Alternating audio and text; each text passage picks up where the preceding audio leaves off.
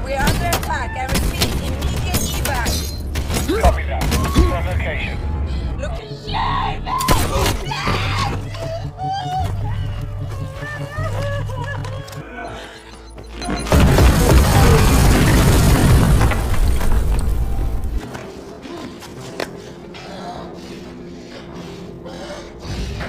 Assalamualaikum warahmatullahi wabarakatuh. Berjumpa lagi bersama channel Mopi Film, yang mana kali ini kita akan membahas sebuah film yang berjudul Close 2019. Oke, sebelum kita melanjutkan alur ceritanya, yang belum subscribe silahkan di subscribe dulu. Atau yang sudah subscribe, pantengin terus channel Mopi Film. Film dimulai dengan misi rutin dari seorang wanita yang berprofesi sebagai pasukan khusus. Wanita tersebut bernama Sam Carrison. Ia menyelamatkan dua orang jurnalis yang diserang oleh beberapa orang. Terlihat jika Sam mampu mengalahkan mereka dengan keahlian yang ia miliki. Meskipun ia seorang wanita, namun keahliannya tidak dapat diragukan lagi. Beberapa hari kemudian, Sam memiliki tugas baru, yaitu menjadi penjaga seorang wanita bernama Zoe Tanner. Ia adalah putri dari keluarga miliarder yang bernama Eric Tanner. Eric telah meninggal dunia beberapa hari yang lalu. Setelah selesai dari pemakaman, seluruh keluarga berkumpul di suatu tempat.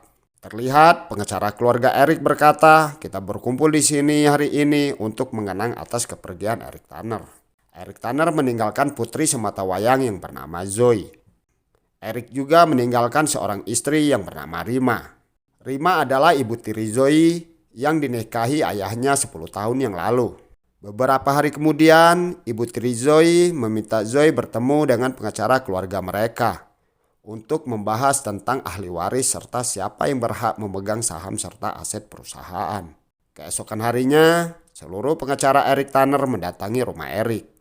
Lalu mereka memperlihatkan sebuah rekaman video, di mana dalam video tersebut terdapat Eric yang mengatakan jika ia mewariskan seluruh saham miliknya di Hasin Mining kepada Zoe Tanner. Mendengar hal itu, tentu saja Rima merasa keberatan. Sehingga ia berkata jika dirinya akan menggugat hal tersebut. Rima merasa tak percaya jika Eric melakukan itu padanya. Padahal keluarganya lah yang telah mendirikan Hasin Mining.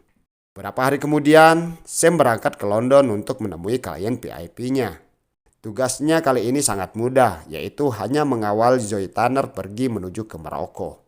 Di dalam pesawat, Sam melihat data-data milik Zoe untuk mengetahui beberapa informasi tentang Zoe. Sam juga membuka laptopnya untuk mencari media sosial milik Zoe. Sesampainya di sana, Sam langsung diantarkan oleh Colonel Sinclair menuju kediaman keluarga Hasin. Saat melewati gerbang, Colonel berkata jika ibu kandung Zoe telah meninggal saat Zoe berusia 10 tahun karena bunuh diri. Setibanya di kediaman keluarga Hasin, Sam dan Colonel memasuki sebuah ruangan dan bertemu dengan seorang pria bernama Alec. Alec adalah kepala keamanan di Hasin. Alec mengatakan jika sebenarnya ia telah menyarankan keluarga Tanner agar tak bekerja sama dengan perusahaan Sam lagi. Namun, Nyonya Hasin menginginkan penjaga seorang wanita. Beberapa saat kemudian, saat Zoe sedang merokok di kursi taman, tiba-tiba saja ia dihampiri oleh Colonel dan Sam. Colonel berkata jika Sam akan menggantikan Adam sebagai bodyguardnya. Saat Sam memperkenalkan dirinya, Zoe terlihat acuh tak acuh. Zoe langsung membuang rokoknya. Setelah itu, ia segera memberikan anjing peliharaannya pada Sam dan memerintahkan Sam untuk memberi makan anjingnya di dapur. Zoe juga berkata jika mereka akan pergi 1 jam lagi. 2 jam kemudian, Sam sedang memperhatikan Zoe tengah berjoget bersama seorang pria di sebuah klub. Tak lama, Sam melihat pria itu mulai meraba-raba paha Zoe, sehingga ia bergegas menghampiri Zoe dan pria tersebut. Beberapa saat kemudian, Zoe sangat marah pada Sam karena telah mengganggu kesenangan dirinya. Zoe pun berkata, "Kau pikir kau siapa? Ibuku, aku bisa saja memecatmu." Namun, Sam tak menanggapi perkata Zoe dan memilih untuk menunggu Zoe di luar. Kemudian mereka segera terbang menuju Maroko. Untuk sementara waktu, Zoe harus bersembunyi di Maroko karena dengan semua kekayaan dan jabatan yang ia miliki dari mendiang ayahnya, tentu saja semua orang ingin merebut semua itu dan berusaha menculik Zoe. Zoe juga harus menandatangani dokumen ahli waris. Setelah menempuh penerbangan cukup lama, Akhirnya mereka sampai di rumah kasbah. Lokasi rumah kasbah terletak sangat jauh dari pusat kota dan berada di sebuah pegunungan. Rumah kasbah dijaga sangat ketat oleh beberapa orang keamanan. Sesampainya di dalam, Zoe langsung menuang air minum dan bertanya pada Alik di mana keberadaan Rima. Lalu Alik menjawab jika Rima akan datang beberapa hari lagi karena ada sedikit masalah di tambang perusahaan mereka. Alik pun berkata jika mereka telah menyiapkan mobil untuk kepulangan Sam. Namun Zoe meminta agar Sam menemaninya malam ini karena Sam masih memiliki 12 jam kerja sebagai pengawal Zoe. Malam hari, Sam baru saja selesai mandi. Saat dia sedang menggunakan deodoran spray, Sam melihat ada CCTV di sudut ruangan sehingga membuatnya sangat risih. Sementara di tempat lain, Zoe sedang menonton. Ia juga menyadari jika ada CCTV di setiap sudut ruangan, sehingga membuatnya merasa kesal. Zoe segera menyalakan iPad miliknya dan mematikan beberapa CCTV yang ada di sekitarnya. Sam lalu mengelilingi rumah itu. Lalu ia memasuki ruang kontrol CCTV untuk memantau seluruh aktivitas yang ada di dalam maupun di luar rumah. Sam berkata jika ia merasa privasinya terganggu karena banyak CCTV di dalam rumah itu. Bahkan Sam juga menemukan CCTV di dalam kamar mandi. Sam juga mempertanyakan mengapa hanya ada beberapa penjaga saja di rumah kasbah. Alik menjawab jika rumah itu adalah rumah teraman, sehingga tidak membutuhkan banyak petugas penjaga. Setelah mendengar itu, Sam segera keluar dari sana. Sam masuk ke dalam kamarnya dan segera menutupi CCTV yang ada di dalam kamarnya dan kamar mandi menggunakan pasta gigi. Setelah itu, Sam memutuskan untuk segera tidur. Pada waktu subuh, terjadi hal aneh di ruang kontrol CCTV. Semua komputer tiba-tiba error. CCTV menyala sendiri tanpa ada yang mengendalikannya. Pintu ruang kontrol CCTV serta semua jendela yang ada di rumah kasbah tiba-tiba tertutup. Sam yang mendengar suara pintu tiba-tiba dia terbangun. Dengan cepat ia mengambil kursi sebagai penahan agar pintu tidak terkunci dan langsung mengambil pistolnya. Lalu ia segera keluar untuk melihat apa yang terjadi. Sementara di kamar Zoe berusaha menyalakan CCTV yang tersambung di iPad-nya. Namun tiba-tiba CCTV di seluruh ruangan tidak dapat diakses. Di sisi lain, Sam menghampiri suara ribut yang ada di lantai bawah. Ia pun dengan cepat menembak mereka dan berpindah tempat.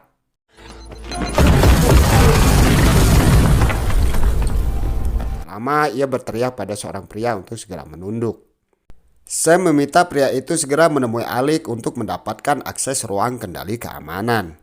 Ia berkata jika sistem keamanan di rumah kasbah telah dikendalikan oleh orang lain. Sementara Sam akan menghampiri Zoe yang ada di dalam kamarnya. Sam pun dengan perlahan menuju keluar lewat jendela atas dan segera loncat ke dalam kolam untuk segera menuju kamar Zoe.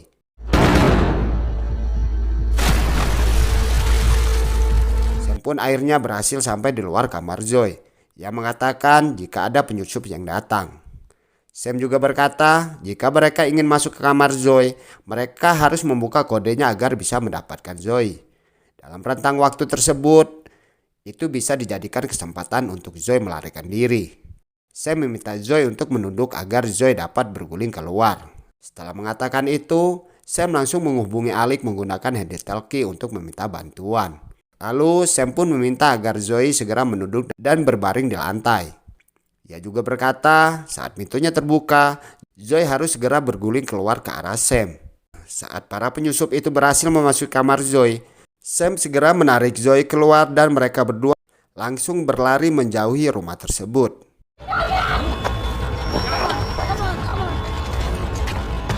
Mereka berdua terus berjalan hingga akhirnya bertemu dengan mobil polisi. Sam dan Zoe pun segera pergi bersama polisi.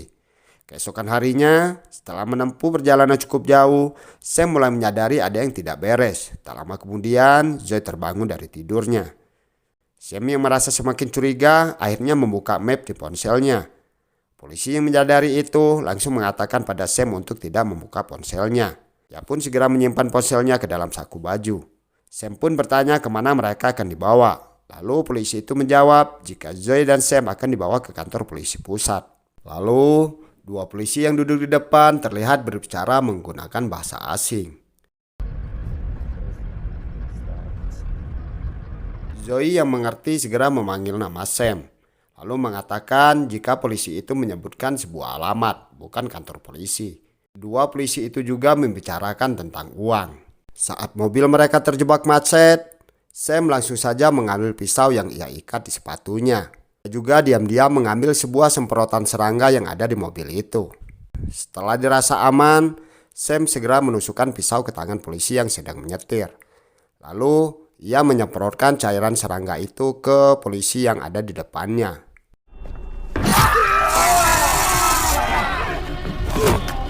Dengan gesit, Sam juga memukul polisi yang berada di bangku belakang. Saat Sam menyadari jika salah satu polisi itu akan menembaknya, ia segera membalikkan badannya dan mengambil pistol itu dan kembali memukul dua polisi yang duduk di depan. Sementara itu, polisi yang duduk di belakang bersiap untuk menembak Sam. Namun, Zoe melihatnya. Ia langsung menembak hingga polisi itu tewas seketika.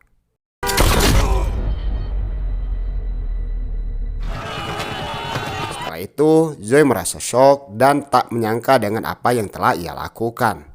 Sam pun lalu membawa handy talkie yang ada di atas dashboard dan segera menarik tangan Zoe untuk kabur dari sana.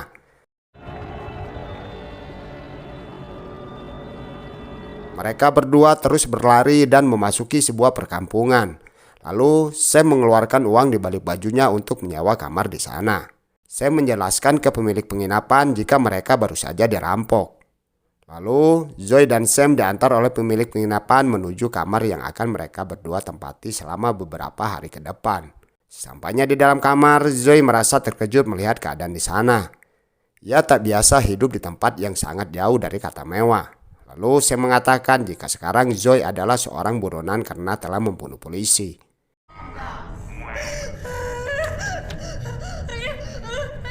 Kabar Zoe Tanner telah membunuh seorang petugas polisi di Casablanca pun telah tersebar melalui berita di televisi, sehingga menyebabkan saham perusahaan Hassin menjadi anjlok. Zoe pun menelpon ibu tirinya menggunakan ponsel milik Sam. Ia meminta bantuan agar Rima mau membebaskan dirinya dari kejaran polisi. Namun, Rima menolak dan malah memikirkan sahamnya yang terus menurun. Hal tersebut membuat Zoe sangat marah pada Rima. Karena di saat seseorang berusaha ingin membunuhnya, bukannya Rima khawatir terhadap nyawanya, malah ia sempat-sempat memikirkan tentang saham perusahaan mereka. Zoe semakin yakin jika Rima benar-benar tak pernah peduli padanya. Beberapa jam kemudian, Sam akan pergi keluar untuk mencari beberapa persediaan untuk mereka berdua. Sebelum ia benar-benar pergi, Sam meminta Zoe untuk tidak kemana-mana dan memerintahkan Zoe agar tak membukakan pintu untuk siapapun kecuali dirinya. Di televisi terlihat jika Rima Hassin sedang diwawancara. Rima mengatakan jika perusahaan Hassin Mining tidak ada kaitannya dengan Zoe Tanner. Ia juga berharap agar Zoe.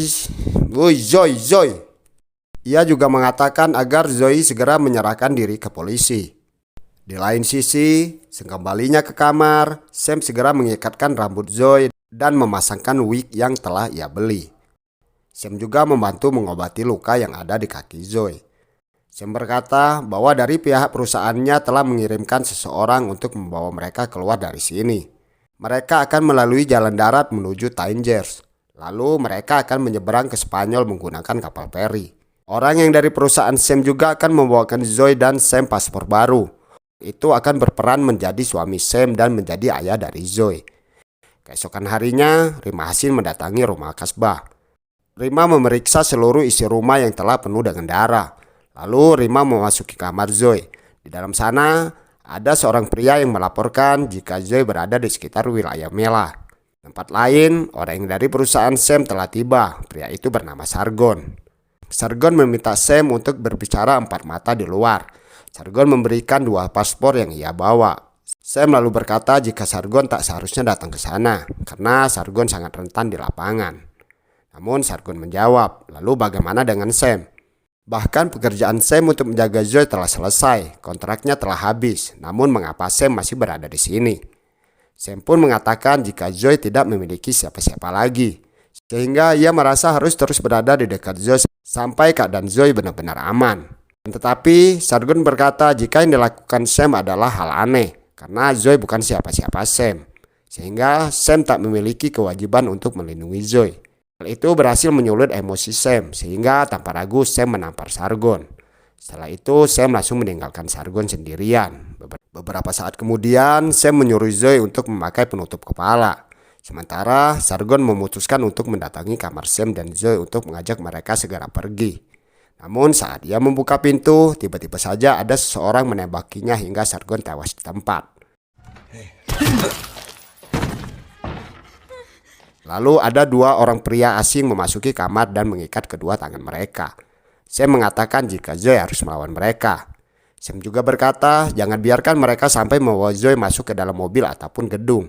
Salah satu pria itu membawa Zoe keluar dari tempat penginapan, sementara satu pria lagi berusaha menembakkan pistolnya ke arah leher belakang Sam. Namun dengan cepat Sam berbalik badan dan segera melawan pria itu menggunakan kakinya. Sam membawa pistol pria itu dan langsung menembak punggung pria tua tersebut. Namun sayangnya pria itu berhasil bangkit dan merebut pistol di tangan Sam. Pria itu memukul Sam berkali-kali dan membanting tubuh Sam ke lantai.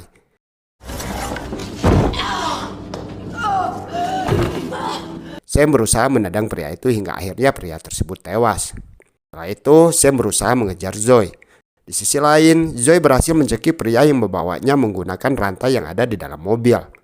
Dan secara bersamaan Sam berusaha sekuat tenaga menarik kakinya hingga akhirnya pria itu pun tewas. Zoe segera memakai kerudungnya yang telah terlepas. Sementara Sam mengambil tas yang ada di dalam mobil yang berisi uang, 2 ponsel, serta senjata api. Setelah berjalan cukup jauh, akhirnya Sam memutuskan untuk membeli mobil milik salah satu sopir taksi. Awalnya sopir taksi menolak karena mobil itu adalah satu-satunya cara ia mencari uang. Namun Zoe bisa membujuk pria itu dengan berkata jika dia bisa membeli mobil baru yang lebih bagus dari mobil ini. Akhirnya sopir taksi itu menyetujui dan segera keluar dari mobilnya. Karena paspor palsu mereka telah diambil oleh pria-pria tadi, sehingga mereka tak bisa menyeberang ke Spanyol menggunakan kapal feri. Akhirnya Zoe meminta agar Sam mengantarkan dirinya untuk menemui Rima.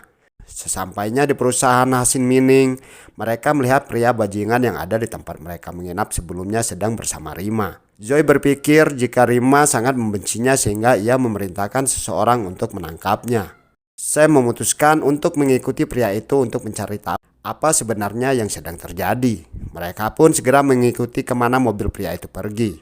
Pria yang bernama Edward mendatangi seorang pria bernama Joe. Joe bertanya tentang uangnya, namun Edward mengatakan jika klien akan membayar saat pekerjaan telah selesai. Lalu Joe berkata jika itu bukan masalahnya, karena Edward telah menyewa dirinya. Joe juga berkata jika setiap rekannya yang mati, ia harus membayar ke keluarga mereka. Sehingga Edward langsung memberikan amplop yang berisi uang $10.000 kepada Joe. Dan berkata sisanya akan dibayar ketika Joe telah menyelesaikan tugasnya. Edward mengatakan jika Zoe dan pengawalnya telah melihat wajahnya, ia pun segera pergi dari sana. Sementara itu di luar sana Sam memberikan sisa uangnya kepada Zoe.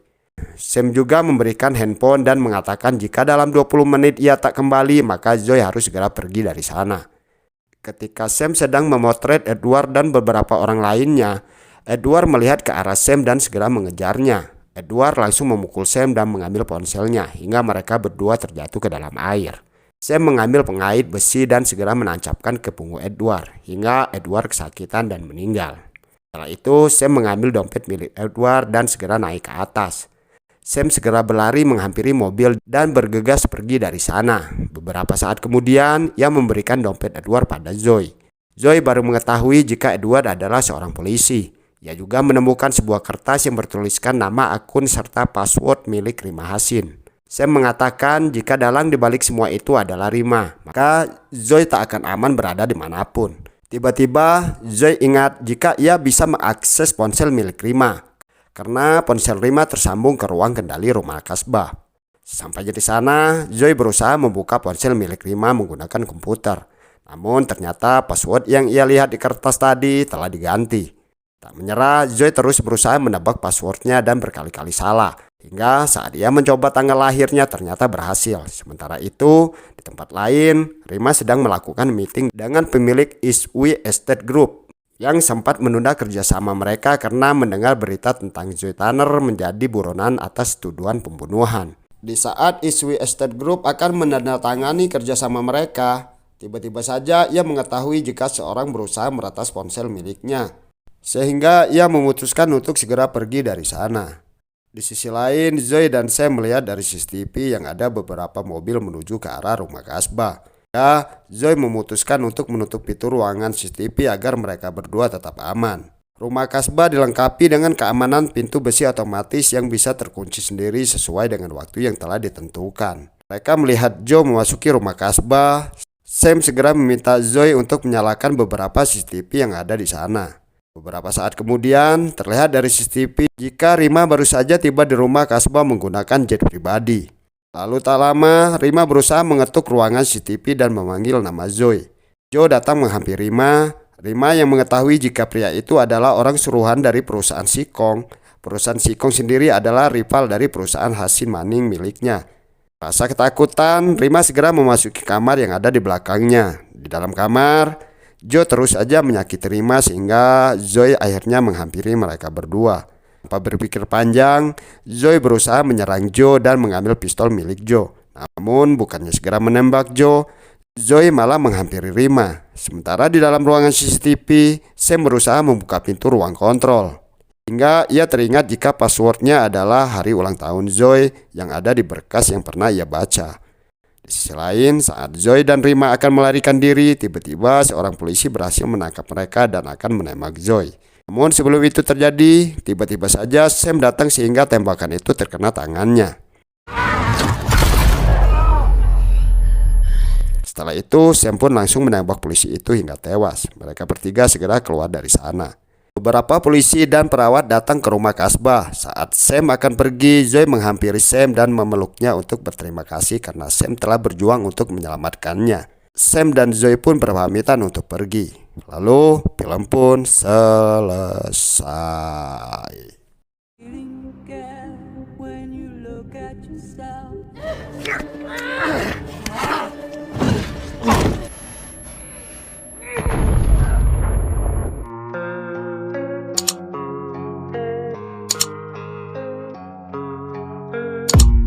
I don't really know what comes next. I'm just doing my best, even though I'm so stressed out.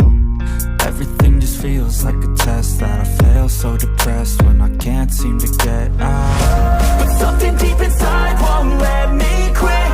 I swear that I'm inspired by all these truths. Tell me that I can and I won't. That's what guides me the most. Your lies, I'll do what I want.